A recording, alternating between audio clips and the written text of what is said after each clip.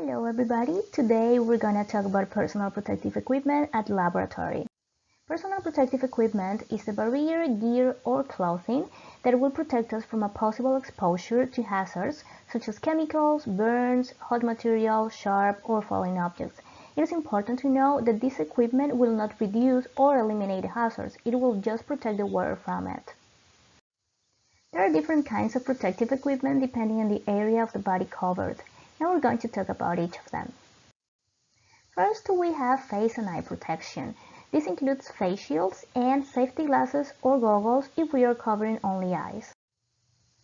So, safety glasses, they have frames made of metal or plastic and impact-resistant lenses, so if anything comes to our face, it won't hurt our eyes.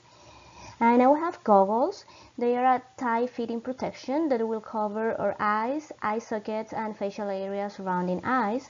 So they will basically have the same function as the safety glasses, but they are better because they will cover our eyes from all sides. And face shields, as we can see in the picture, they will extend from the eyebrows or above them to below the chin and across the width of the face, so it will protect the whole face.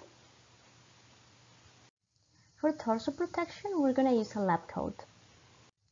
Lab coats work as a barrier to protect a person's clothing and any exposed areas, such as on arms. They can also prevent cross-contamination, for which you should wear your lab coat only in the laboratory, so you will not be carrying any substances or microorganisms into other areas. They can also be removed quickly in case of an emergency, such as spills or fire.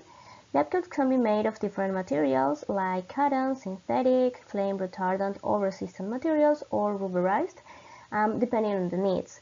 But the most important thing to remember, no matter the material, is that you should always wear your lab coat in the laboratory and that it should be buttoned closed.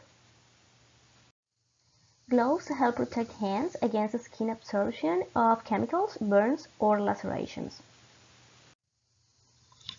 There are different glove materials. For example, we have latex that are the most traditional. However, some people have allergies to latex, so they can use nitrile gloves. And we also have vinyl gloves, but they offer a low resistance to many chemicals, so they should be worn only in certain environments where hazardous materials are not being handled.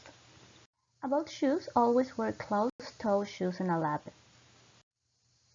Do not wear perforated shoes, sandals, or cloth sneakers since they don't offer a good barrier.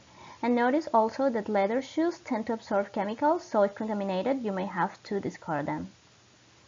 Last, we have inhalation protection. Inhalation is one of the principal routes by which harmful materials can enter the body, so it's very important to protect the airway. Experiments that can potentially expose to poisonous gases must be carried out inside a fume hood. However, if for any reason you are handling gases outside a fume hood, you should wear a gas mask. So that was it about personal protective equipment, and remember, are you going to the lab? Dress for the occasion. Thank you.